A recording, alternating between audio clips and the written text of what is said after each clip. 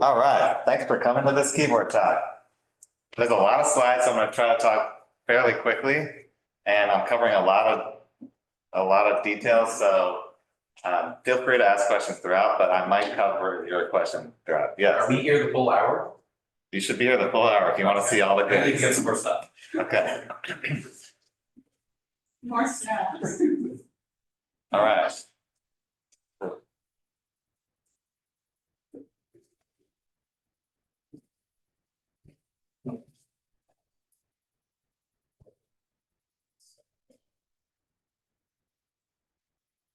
You playing Dominion while you're doing it? Yeah, I have notes on my phone, so I see it. All right, so I'm working on my computer keyboards. Oh man, this is gonna be boring. Computer keyboards? Who wants to know about that? I promise that it's a very visual talk. There's not a lot of words, mostly pictures. That's why there's so many slides. Look at, this is a picture of one guy's collection of his keyboards at home. I think it's kind of fun, just Wow. visually. Someone, not yours. Not mine, no. But look at all these different ones. It's got a funny checker pattern. This has got a Tetris thing going on. That's got, lots of cool colors and themes. Fun. All right, so the outline, we're gonna talk about the look of keyboards, feel, speed, functionality, and ergonomics. In order from the most fun to the most practical. Look, all right, so here's just a bunch of stickers on your laptop. That's kind of fun. Anyone could do that. A lot of people trick out their laptops to just look really cool. Here's what like a gaming keyboard may look like. They're very fast. You can run around, do cool things with that. There's special keys that maybe help you do gaming like things, like maybe this row on the side. There's another gaming keyboard. They call this an RGB keyboard just because it has lights underneath it. Like the credit card independence. Yeah. It's also like probably the ugliest keyboard I found when I was looking for pictures. Here's a steampunk keyboard. Here's I think an even cooler steampunk keyboard. I don't know if it's Bluetooth or what, but it'd be cool to just type everything into your arm, right? Here's just an artistic one. I like how the color, the paint, goes outside of, it has its own thing where it goes outside of various keys on the arm. Here's like a high contrast sort of cartoonish looking one that's a real keyboard, but they drew it to look like the cartoon. Here's a cool purple one. Here's someone that made this called Starry Night. It has some Van Gogh thing going on, and it's also cool that it has this gradient and the actual colors of the keys and the letters change. Here's a watermelon keyboard. There's a gold one, probably not real gold. Okay, keycaps. So I'm gonna talk about just the keycap. That's the top key part of the keyboard. A lot of parts to a keyboard. This is a artisan keycap. You can go online and buy artisan keycaps that are just like one-off, homemade, personal, Fimo made things or 3D printed. Usually they're not that practical. And usually if you put them on an escape key or something that you're not going to need to use a lot. But people like to trick out their keyboards with those things. Here's some cool ones you could buy, like there's some people in the Bay Area that make these things, and they could get expensive. Since they're all handmade one by one, but it's pretty fun to look at. Here is one made in like a resin epoxy sort of thing, where they made, clay stuff and they covered it with this glass-looking plastic stuff. I really like that. It looks heavy. All right, so we'll talk a little bit about home builds. So all these keyboards we've seen are ones that people probably made in their house. They're not ones that they just thought of on a random website. I just like this picture because it's kind of funny how it has these little side presses. I like that. It's like a different orientation. I don't know what this keyboard does, but I just found that's a funny picture. All right, this is cardboard. Can you tell? That someone did that at home. Here is if you were to make one at home, like fully make one at home, you can go as far as you want. You can get all the pieces and assemble them. You could print every single key. This is someone making the circuit board at home. You can get CAD software that has different layouts, or you can design them all from scratch. This middle thing is like the actual circuit. These are each key. You have to solder it all up. A lot of people nowadays, since they don't have a way of printing circuit boards at their home, they go online and find some place in China that'll print them for cheap. And they'll send you a couple of those circuit boards. If you mess it up, you can have another one. And then you can do other of the parts. And then, it takes hours to solder this all together once you get it. This is a collection one guy had online of all ones he 3D printed. So I'm not exactly sure what is encompassed by the 3D printing. I know it's, the outlines and the base. I'm not sure if parts of the actual keys are 3D printed, but this is just a cool looking variety of different shapes and colors. All right, let's talk about the feeling of keyboards. All right, so there's different keyboard types on the actual keys. There's membrane keyboards. That's what you probably have on your laptop, or you certainly have on your laptop. If you were to get a desktop from the store, they would give you a membrane keyboard. It's just the cheap thing that comes with it. And they're usually, the full-size one, they tend to be large if you get one for a desktop with all the number keys and everything. They're very simple and they're cheap. There's optical, which is pretty uncommon, but they use lights, so they're very fast. Yeah. They're used by gamers typically. Then mechanical, which is the focus of this talk. They're very durable and they're very easy to customize. All the ones we've seen already pretty much are mechanical. They're ones that people make their own things. This is like, when people think of mechanical keyboards, they actually think of these old IBM keyboards, which I think were not actually mechanical. I think they were buckle and spring, but it's kind of where mechanical came from. And they have a great feel and people like them. Okay, let's talk about the mechanical switch types. So there's three main types of switches. And they're just known by their colors: brown, red, and blue. And the difference is fairly simple. Linear means it just goes down with no feeling. Tactile means you feel it when you press it. So there's a little click part. You can see this little hook up there has a bump, and the red one doesn't have a bump. And then you have clicky, which is tactile, but it also has an audible click. That's what this white thing is. You can see it jumps down.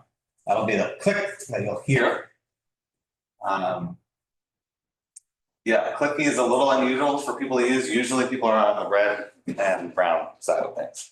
Brown is probably the most common stock mechanical keyboard thing you'd find. But there's a lot of variations, but these are the three types, and every company kind of follows these three types. Here's what a bunch of different companies' switches look like, and they do different things. But you can still see there's somewhat of a theme that sort of follows those colors. Here's what like a spec sheet of if you were to buy a switch, this is what a spec sheet would look like. Now remember, each of these switches is like 50 cents to $1, so they're not super expensive, but it adds up when you buy a whole keyboard worth of them. Goodness. Okay, so the things I like to look at here is, this is a linear switch, so we know it's kind of like more of a red type. But it shows you total travel, that's like how far you're pressing. An action stroke is like, you press it until you hit like a clicking part, and that's kind of what this graph is for, to show you like at what point the click happens. Trigger pressure, all that stuff, so we'll get into these things, but I think what's interesting is the lifetime is 50 million presses. It's cool watching videos where they test all these things and they have like machines pressing them a million times. But 50 million presses is supposed to be, for an average worker, like 10 to 15 years press. Optical keyboards do not go that high. They typically go like 15 million presses or something. So yeah, your laptop's not made to type on for 10, 15 years, but what computer is? Okay, here's just like a chart you would find online of how to direct you if you want to buy certain switches. Cherry MX is like the original switch manufacturer, and everything has kind of followed that. You can buy Cherry MX switches made by different manufacturers now. Because I guess it's public domain. I'm not exactly sure the whole story, but this tells you, do you want smooth typing? Are you a heavy typer? You might want to go this way. You might want to go this way. Do you want to annoy all your coworkers? You might want to go to the blue one. They're super clicky and fine. Can you hit a green switch for us? Oh, yes, I'll talk about that. Okay, great. Okay, so. Sound categories. There's all these different things which you can read about in the forums online that people optimize for. They're like the volume and the depth and the ping and pop and the pitch and all these things and the talk. There's a lot of talk about talk, which it's not really clear to me exactly what it is, but it's said to be like an expensive keyboard will have a good talk. One's trying to find that perfect talk, and they optimize all these things. So I don't know. It's a fun thing to search online. Get a lot of stuff. Sound tweaking. So beyond the actual switches themselves, you can actually tweak the sound of your keyboard. So I have a keyboard at home that I really like, and it feels really good, but it's too loud. So I always try to make things quieter so I don't wake up my family if I'm typing and stuff. And there's a lot of ways of doing that. You could put a mat below or something, but there's all these different dampeners, and you could loop them and do tape underneath them and stuff. These are some of the dampeners I brought in just that I use at home. They basically go on top of the switch. You wouldn't even see them because they just look like the switch themselves almost. But more commonly, people use these rubber bands that you see in the pictures. They're called O-rings. And just like all the colors of the keys, there's also O-rings of different colors mean different amount of dampness. And they're very cheap because they're just little rubber band things. Okay, here's what a switchboard would look like. We have one here, which you can bring in, which Gene brought in, and you guys can click it and feel what it's like. But the idea is you can buy these things online that show you an assortment of different keys, all from different companies. Because remember, there's like 100 different kinds that you can get. And yeah, it's not the kind of thing that anyone would have around, but if you're very into keyboards, you may have them. So we can't actually hear it because the sound's not working, at least not here. But in this video, you can find videos like this online. You know, this guy's just hitting each switch, and now he's put an actual keycap on so you can hear it with a cap. Because every part of the keyboard is a component of the sound. So here it's on a more full-size keyboard. You know, maybe it's an aluminum body or something. So that's going to affect the sound of it too. And then here they're doing with all the switches on, with all the caps on, all of it affects the sound. ASMR, we already did that. Hours of ASMR. You know, this one is like, he's got all these cozy looking fire and it's got the pink keyboards. And it's funny because in this section, it'll tell you, oh, look, this is a palm jelly colored keel. You know, it's telling you what the actual keyboard switches are if you want to do that. Speed. Okay, so I haven't talked about speed at all yet. Anything I'm missing? Okay. So if you want to type fast, the way to type fast is Don't use type individual. stenography is the original fast typing thing. Stenography is what they do in courts to take notes on all the events that are happening and on the speech. And stenographers can be very fast. They use a specialized keyboard. This is what like an old school one would look like. You notice it doesn't look like our keyboard. It has a different layout. It has its own alphabet and it uses something called chording, where you're using multiple fingers at a time to press bits of words together, and then it figures out what to do. This is what like a modern DIY stenography keyboard would look like. So you can see it's chording. There's multiple fingers going down at the same time, and at the top, it figures out how to turn it into. How does it know? I don't really know a lot about the actual, like you learn it like you're learning any other keyboard, but it has like like trigrams with phrases and things like that. So it has, yeah. Anyway, you go to like a school just to learn these sort of things. Here is like someone made this stenography keyboard. I think it's kind of interesting to watch it. You'll see you can see in the top, this is just a typing test with random words. In the top right, you see the little number, that's the words per minute. So it's typing pretty good, like up to 200, that's fast typing. What's interesting to see is they're, you know, chording, so there's a lot of hand gestures all the way down. I also like how the thumb crosses multiple, see it hits both at one time. You see that with other fingers too. So there's a lot of things where you're actually using polymorphic fingers or whatever you would call this thing. Also, you'll notice, you can't really see that well, but the right palm is bigger than the left. So it's a very different way. 3D cording. Okay. So this is taking cording to a whole nother level. There's this company called Paracorder, and they make switches. The idea with this is it has very few keys, but each direction of the key represents a different letter. So you never take your fingers off the keyboard. You just do it in different directions. So this isn't even the chording part. This is just typing, typing with different things. But if you do want to do chording, you can do it with this. You can get very fast speeds. Here's like what the switches actually look like. The 1D switch, that's what we're doing. Like Neanderthals over here, we're just pressing the button. And over here they have, three-dimensional press it, push it. It's like a joystick kind of thing. Okay. Okay, here's a demo of what it looks like when you're using it corded or not corded.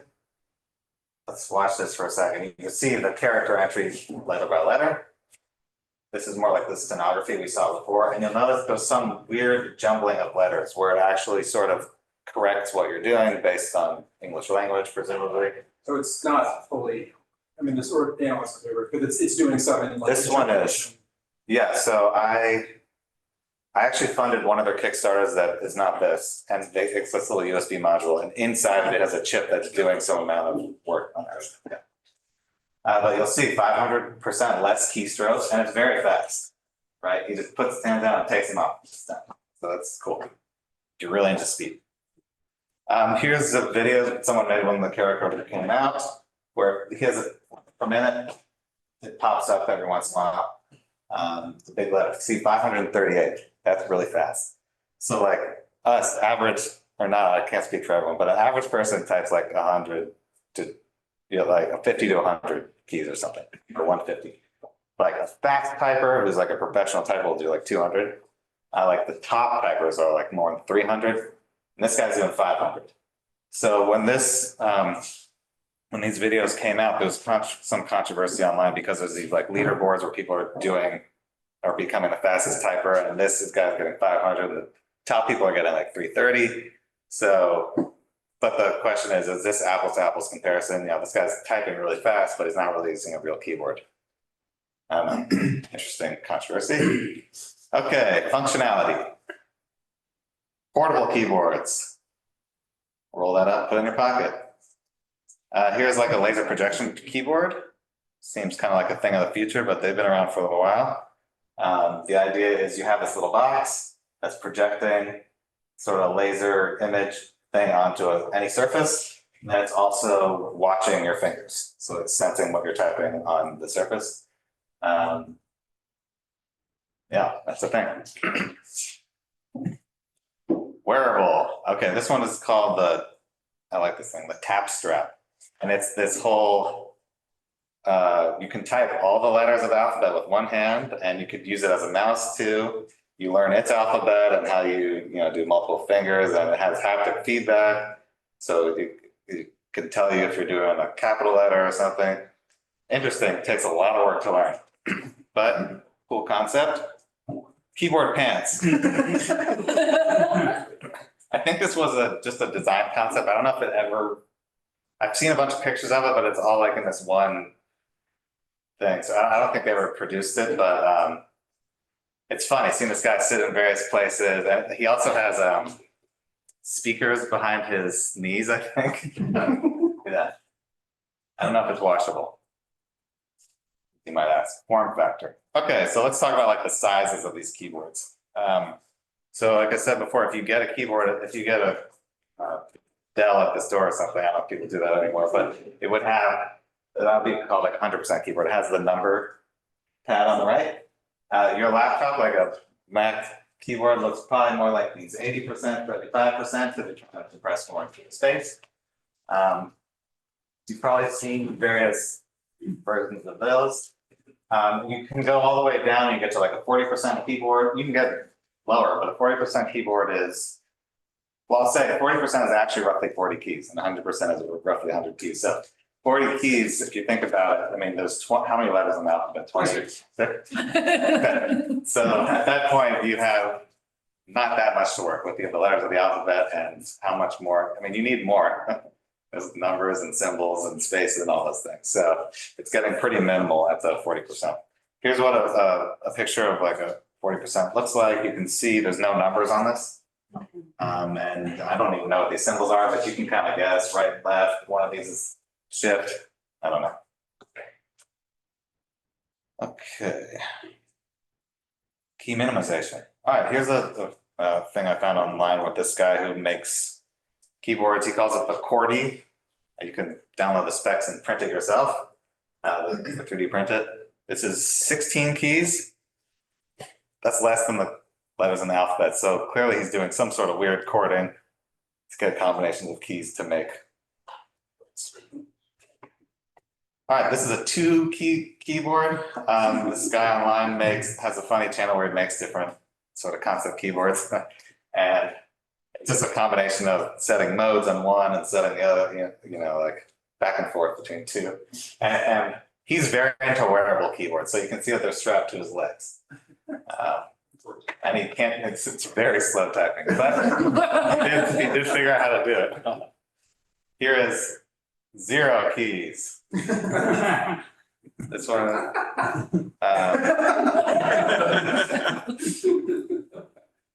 I forget what this is called, but a tap dance. So as you can see, there's this yellow thing that disappeared. These yellow things, it's like Morse code representation below. So you can see what it is.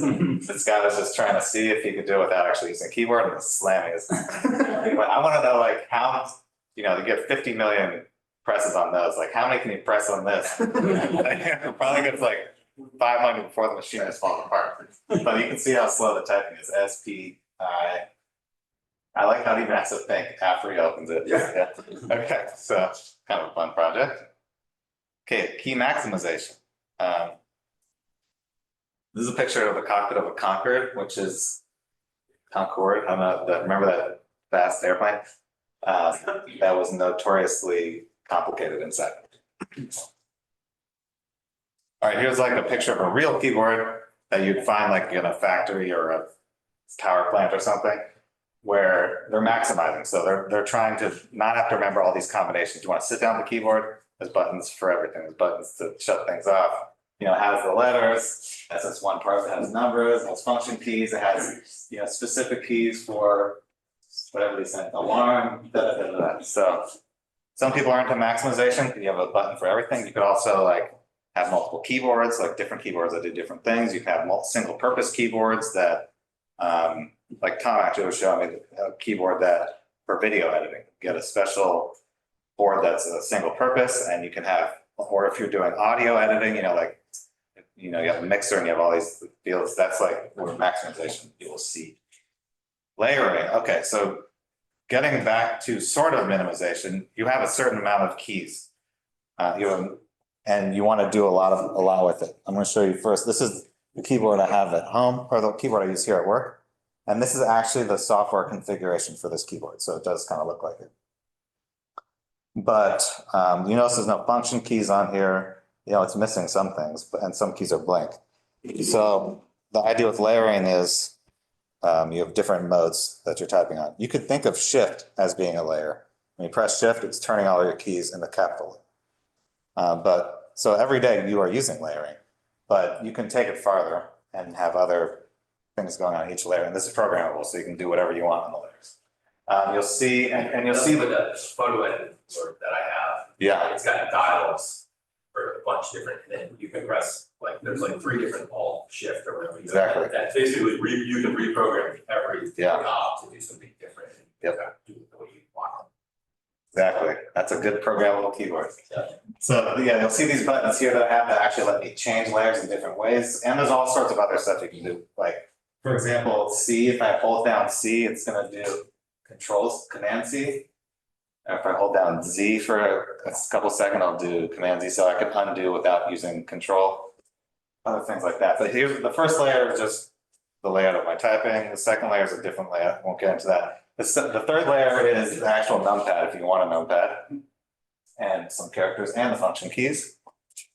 The fourth layer, just for fun, actually has mouse controls. So I can actually move the mouse and do the scroll and do all that sort of stuff. But this is called the ErgoDocs Easy. There's like a whole community of people that are into it. So you can see other people's configs, and people do have 15 layers. It's not uncommon, but the problem is you have to have a mental model that can kind of figure that all out. So there's some fine line of how far you want to take it. Yeah. Okay, here's what like a layering keyboard may look like if it actually visualized the differences of what you're doing. On each of these keys is a little LCD screen, LED screen that will show you what's being represented on that layer at that time. So you would press some layer button and then they'd switch to numbers or whatever. This was, I don't know if this was ever really a big product, but it was like, I found it, this is like from 10 years ago. It was like over $1,000 and the keys are just, it's purely about the visual. The keys are terrible. They're not, there's no like actual feedback and all that stuff. But I think in a perfect world, we'd have a little of both. We'd have keys that actually change and ones that feel good. Okay, ergonomics. This guy looks comfortable. Okay, so I'm gonna start just talking about not keyboard ergonomics, but yeah, this guy, some good stories for ergonomic setups online, of course. This guy wanted a standing desk, but he couldn't do it, so he just ripped out the floor. This is the thing, if you, depends what you need for your body. If you need to be laying down, this could work for you. You can buy all these things, they all exist, there's lots of them online. I presume for disabled people, there's probably even more. This one because the actual arms are split, so they have a natural arm setting. So she's typing with spread hands, and there's also a keyboard on that laptop, you wouldn't use it. But you can see if you go back to this, he still has his hands crunched together on this conventional keyboard, right? Okay, so this guy, I found some random blog where he was like a rock climber and he hurt his back, but he was trying to figure out different ways that like DIY home ways to let himself continue to work. So he has a split keyboard, and this is a very simple setup. A hammock is just hanging his laptop like that. This is a different hammock, different sort of hanging. I don't know what this is called, but it's kind of like a hammock thing. And what I like about this is he has the computer on his chest, and he doesn't have his head bent up. His head is flat, and he has mirrors on his glasses looking at the screen. Like my daughter called it like a periscope or something. It's kind of the same idea. But I've seen only old people use that to read books. yeah. Oh, Yeah, I've never seen it for a computer. oh, I've never seen it in real life at all. Twice otherwise isn't it? Maybe in software he has a screen flip. Yeah. I don't know actually how it works. That's a good point. Whether he's with two here. That is a good point. Yeah. Anyway, I can't imagine just like looking at these mirrors and getting the whole view of everything, but cool. Back to the keyboards, or keys as we call it. Ergonomic forms. Yes. Okay, here's a Kinesis keyboard. This is sort of the modern quintessential ergonomic keyboard, like this one here, that's Fletcher's. They are not cheap, and they've been around for a little while, but they're pretty unique. They have a split setup, your fingers fit inside. Yeah, they're pretty cool. I will say I have a lot of keyboards. I've tried a lot of keyboards. The Kinesis is hands down the most comfortable keyboard I've ever used. It's like most keyboards you are like just getting it and you're trying to get through. With that one, it's like you want to type on it. It's very comfortable. It really fits like a glove. Also, apparently the Cherry MX Brown came out of Kinesis because the maker specifically had Cherry MX make them. So the whole story behind it. That's why they always ship with Browns. Okay, here's what a split keyboard. So a split keyboard could mean that just the keys themselves are split from each other, or it could mean that the physical board is split. You can see the benefits of this. Usually it's not too natural to have your hands flat and curled together. If you have it more separated, it's more natural. You'll see, this is like a view from the other side. Look at how natural this looks. You know, his hands are resting nicely. There's even something in between. You'll see like my keyboard here, I have a mouse in between or water or whatever. You can do whatever you want. They don't have to. I mean, you could do it in a different orientation. Some people like them really far apart, but I tend to think it's good to have them naturally split like your arms. Concave, so this is the actual bending of the keys, which is what's happening on the Kinesis. Here's a picture of what it looks like when your hands are sitting inside it. Yep. Okay, tenting. So this is the actual orientation of how the keyboard is. So you can adjust what pitch and the yaw or whatever it is with the different angles. So the basic tenting is just adjusting it this way, but you can also adjust it to be different ways. Like if you want your hands to go down, you can tilt it that way. These are very basic tents, but the tents that I have on this, you can adjust them for different ways. So you can do them this way or that way. Some people like to reach down in them. Depends what you ergonomically want. Extreme tenting. So they make keyboards that are totally vertical. This is crazy looking, but I like it. Here's Do you another. have one? I don't. I don't find that. I don't think at that orientation it's comfortable. There's like gravity starts fighting you in a weird way, so I don't like it, but some people do. I like this one because it actually has mirrors, so you can see your fingers in case you need to. It's totally ugly keyboard, but it works, I guess. Thumb clusters. Okay, so thumb clusters are my favorite thing. You'll hear me mention it several times. So what's going on here is the thumb is doing all this important stuff. You kind of see it, there's a shift, Alt, Delete, Control. A lot of important core modifier keys are on the thumb. Pinky's not doing Delete anymore. You will see like most of these keyboards have a thumb cluster. Yeah. So when you use let's look at this conventional keyboard, I'll say. When you're typing on it and you want to do delete, you have to reach up with your pinky to get it. When you're doing that all day, that is not good for it. You're really stretching your hand. And delete is something you do all the time, unless you're perfect, which none of us are. So you want to avoid doing that. And I'll say after using one of these keyboards, it'll feel crazy having to reach for that delete. It's a very unergonomic thing to do. Here's maximal thumb clusters. So it gets 8 thumb buttons on each hand. So that's 16 thumb clusters. If you think back to that QWERTY we saw, a QWERTY keyboard where the whole keyboard was 16 keys, this is 16 keys just for your thumbs. So some people like to maximize that stuff because why not? Okay, so let's actually talk about the orientation of the keys. There's staggered keys, which is what your keyboard has. Every keyboard has staggered keys. And then there's the sort of grid ortholinear keys, which you'll see on this. They're all this way and this way. And there's a reason for that. It's all historical. So let's look back at what an old typewriter looked like. The old typewriter, you would press a lever and then it would flip up one of the stamp arms over there. So in an effort to make it efficient, you would stagger where the bars were. So like instead of having this right on top of that, so people can see, let me show it with my mouse for people on Zoom. You can see that the buttons are staggered because they're hitting the levers up above.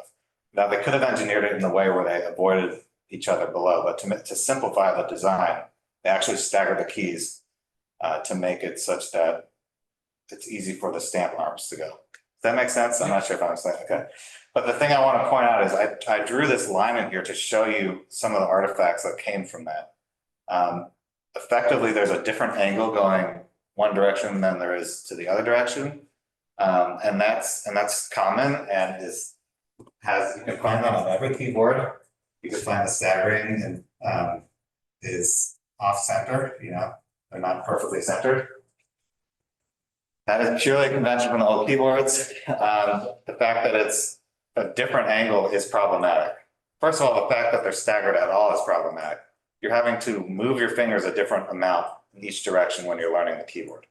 But the fact that it's staggered at a different amount means each key has a unique reach. There's no standard reach to get to a key. So I'm actually very surprised that that piece has kept, that the off staggering still exists. But staggering itself does not make sense on a modern keyboard. Okay, so ergonomic layouts. So layouts means the actual sorting of the keys. Here's what an old typewriter looks like. Just a brief bit about the typewriter. How did we get there? It was invented in the 1960s in the US in Milwaukee, I think. I'm only mentioning that because it's favoring English. Early prototypes were just alphabetically ordered. I think there's just 2 rows actually, just A, B, C, D, you know, down the line. And of course they had people try it out and it was very weird. So they tried different versions of it to see what would make sense. And a bunch of variations happened over the few years that they were working on this. But they eventually settled on this QWERTY, which has some good properties to it. But one thing I'll notice that's just a fun fact is you'll see the numbers go 2 to 9. There's no 0 and no 1. To save mechanics and space, it was suggested to use I and O as 0 and 1. That was common on old typewriters, apparently, to use them. So it took about 5 to 10 years till the QWERTY was designed as it is. And the idea was to look at letter bigrams, like common letters that are used together, like TH and EA, spread them out across fingers so you're kind of balancing your hands instead of doing a bunch of things on one hand, a bunch separately. So you should be bouncing between hands. And you keep those letters far apart too, not just, you wouldn't keep them very close on the same hand because when they're close together, like T and H, that's a great example of them not being great.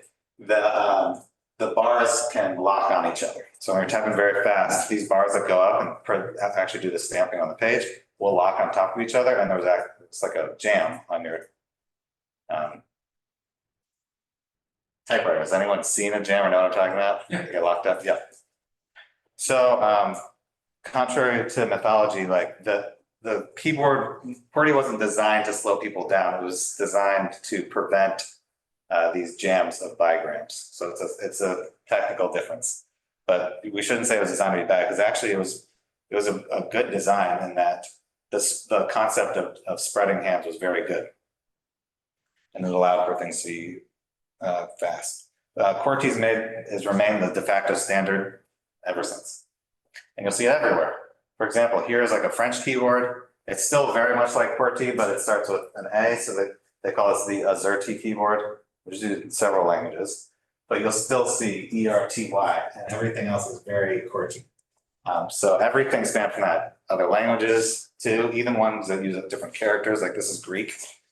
You'll still see TY and A, you know, this is Z and X. It's very much QWERTY. But there's tons of keyboards, like every nationality has keyboards. There's even ones that are like if you get one in Canada, you get ones that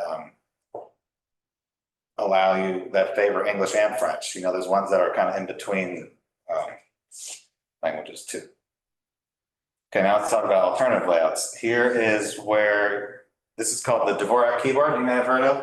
This is like the poster child of alternative layouts that people know of. This was invented, I think, in the 30s by this guy Dvorak, and he studied hand physiology. And his big innovation was that common letters should be in the home row, the home row being the middle row. QWERTY didn't have this design, but you'll also see that all the vowels are on the left hand for some reason. I'm not exactly sure why that happened, but it was a design choice. But another thing to notice is there's no similarities to QWERTY on this. All of he started over, threw out all the keys, said, how would I arrange this brand new? This is Dvorak, which is one of the reasons why this is a very hard key to learn, why people who have done it have failed. Here is here is a heat map of looking at 3 different layouts. QWERTY, which we all use, Dvorak, we just saw, Comac, which is what I use. QWERTY, you'll see, E is the most common letter, so that's red. You'll see a lot of common letters on the top row. Dvorak, he succeeded, he moved a lot of the action to the middle row. And that is something that is stuck with on new layouts, is focus on the middle row, less travel. You'll see Comac is even more focused on the middle row, but you also have to realize you can go to a site and generate these things by just typing words in and seeing what will happen. These things, it's common to feed it the works of Shakespeare, and then you get these things for all the different keyboard layouts that you want. You go to a website with 20 different layouts, give it Shakespeare, and then you'll see the heat maps, but of course that still favors English. So some of these layouts themselves are more favoring to certain languages. A bit about Comac. They move the common letters to the middle, but they also preserve these letters here. These are common QWERTY keyboard shortcuts. Undo, cut, paste. That was one of the big things that stopped people from using Dvorak. So this keyboard is known for being very well for English and for programming. Programming itself is its own problem because it has a bunch of different languages. If you're writing in Lisp or something, you're going to want to have a bunch of parens. It's very accessible. You put those front and center. So you can go beyond that, but this is a good general purpose programming and English layout. Okay, so on the bottom, these are the keys moved to different positions compared to QWERTY. On the bottom, you see Dvorak, where basically all of the keys were changed place, right? And then you'll see Comac, like half of them. Okay, so Tarmac is a learning method specifically used by people that do Comac, and it's a way of gradually learning it. So the idea is you take 3 letters and you switch them in QWERTY, you just switch 3, and then you spend your day using that. And you learn just changing those letters, not the whole keyboard, not cold turkey switching. And you do that for weeks or whatever it takes for you to get used to it. Then once you graduate, you switch 3 more letters. So it's a graduated way of learning, and I think it's very effective if you're interested, because when you switch to Dvorak, it's going from like 60 words a minute to like 2 words per minute. Like you can't like work like that. You'd have to practice it and then go back to work on your QWERTY. With Tarmac, you drop from like 60 to like 25 or something. And then once you get back to 60, you switch to the next level. So it's a really good way of learning because you can keep working. Okay, this is a little hard to see the differences, but I'm not actually showing what the fingers look like between QWERTY and Comac. QWERTY, you'll see the right hand's kind of dancing all over here on the top. Comac right here, it's very centered on the home row. The fingers aren't moving very much. They jump up a little bit. But QWERTY looks crazy when you look at them side by side, right? It looks like he's kind of 2-finger typing, but he's kind of touch typing. And the hands, yeah. Look at that one more time, because it's a little bit much to see if you're not looking. But remember, QWERTY also favors using some of the top level letters. But there's a lot of reach. Look at all this crazy reach going on. Yeah, okay. That's enough of that. Ergonomics, takeaways. Okay, so you could learn an alternative layout like Comac, but it's high effort. It could take months to learn. It was one of my pandemic projects. So you have to really want to do it if you want to do it. But it's fun. Low effort, thumb clusters. I think this is something that anyone could benefit from. The keyboard, a thumb cluster keyboard is pretty standard for ergonomic one. But it's common to have thumb clusters. They're not cheap, of course, but they make some cheaper, some more expensive. I think it's the best bang for your buck. I highly recommend it to anyone. Okay, here's some frequently asked questions that I get when people see my keyboards. I already type 100 words per minute. Do these optimizations really make you faster? It's not about speed, it's about comfort. You can get speed out of these things, but for me, I'm talking about ergonomics, so that's what this is about. Can you still type on other people's keyboards? I can. I do it all the time. In fact, my laptop keyboard is QWERTY. My phone is QWERTY, but this keyboard that I plug into my laptop is not. So it takes a little practice, but you can do them both. And I recommend doing both. Like you could put Colmac on your phone, but it's not a great phone layout and I don't know. What's the best layout? Well, it depends. Like I was saying before, are you programming? Are you speaking English? Are you doing English and French? There's not a right answer to that. I'm not going to say Colmac is the best for everything. I don't have time to learn another layout. Is there something quick and easy I can do like instead? Thumb clusters. Okay, I'm gonna try to say that like 6 more times in this talk if possible. Seems like a waste of money. It's not really a question, but. Who mentions that? You press thousands of keys a day. Like the average office worker does like 2 to 10 to 20,000 key presses a day. So that's a good amount of key presses. I was meaning to look up like what's the actual travel distance because that would be interesting. Like do your fingers travel a mile a day? That'd be kind of a fun fact. But you do 1,000 presses a day. You probably do millions a year because these keyboards last for a certain amount of years. So every bit of press, those all add up. You know, with ergonomics, repetitive stress is about doing the same things over and over. So a good way of avoiding repetitive stress is doing this. I've had RSI and various things. It's helped. It's not been the silver bullet, but it has helped a lot. Oh, specific, real quick, tip on this. SCGs, which was a thing, I don't even think it's around more. People have designed mobile specific keyboards. This is like a 1-finger typing style where it's a different layout, but you swipe around and you can type. I've seen people type pretty fast on it. I think it's really cool. If you really spend all your day on your phone, it's probably worth checking out. I don't know how many people like really spend that much time, but yeah, maybe if you're a teenager or something, why not type? I'm not sure. Here's another concept layout where it's focused on thumbs. Yeah, there's a bunch of these things that I've seen over the years. Honestly, there hasn't been a whole lot of innovation on this in the last 10 years or so, but there was a lot early phone days. Quick thing about community. So you want to try what these keyboards feel like. It's pretty hard. Like you can get that keyboard tester and you can feel what one key feels like. But if you want to try a full keyboard of Cherry MX Brown, Criterion, you go to these keyboard meetups and conferences where people have all these keyboards. Often they're selling their things, but people just want to try them out. These are keyboard nerds. I've never been to one of these. I don't know exactly what a talk would be about here, but I will say that the keyboard conferences tend to be not focused on ergonomics. They tend to be focused on switches and design, and a lot of the enthusiast community it's like that. So people are diehard Criterion, MX Brown, or whatever.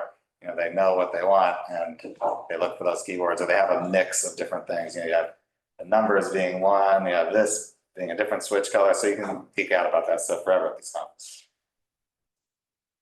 Okay, so these are just some online community. There's a list of some online communities I found just on Reddit for keyboards. I just found this one site where somebody made an interesting list. Vintage keyboards, Dvorak, Colmac, yeah.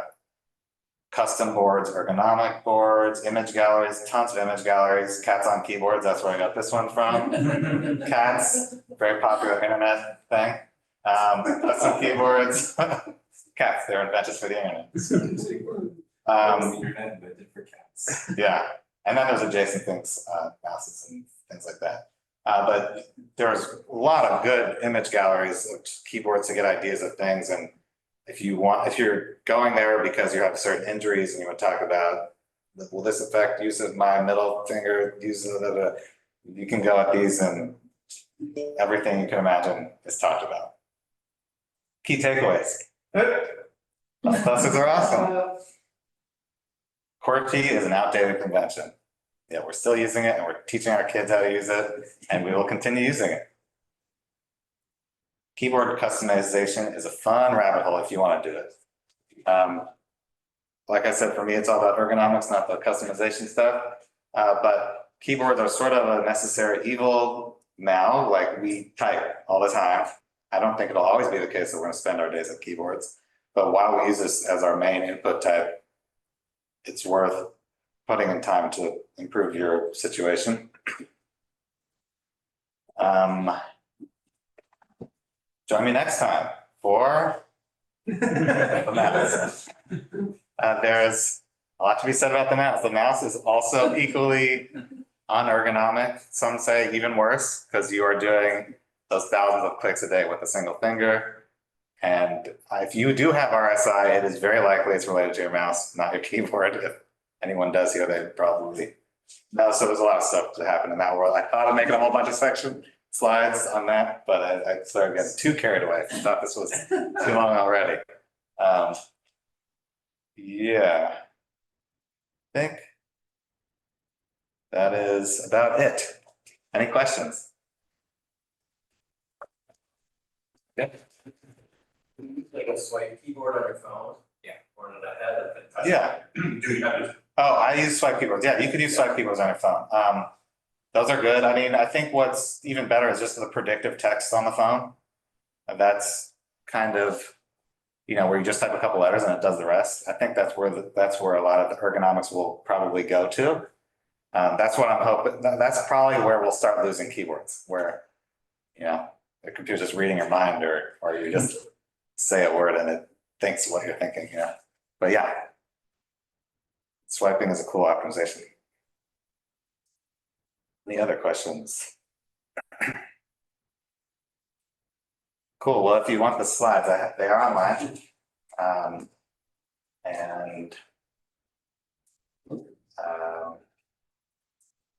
Yeah, that's it. And thanks for coming for the people who are on Zoom. That's it. Wait, when's the mouse talk? And now it's time next year. I'll have fewer slides, I promise. Maybe not. Okay, yes, this talk was originally like 30 slides and turned into 120, so. What was the favorite part for your kids? Oh yeah, my kids, of course. Well, my daughter loves looking at things like this and this, She's like, what color is her favorite? And some of the weird ergonomic sitting things are kind of funny. It's like that stuff. All right. Thanks, Sean. That's that. Thanks, Sean. Yep. So this is where the beauty is right here.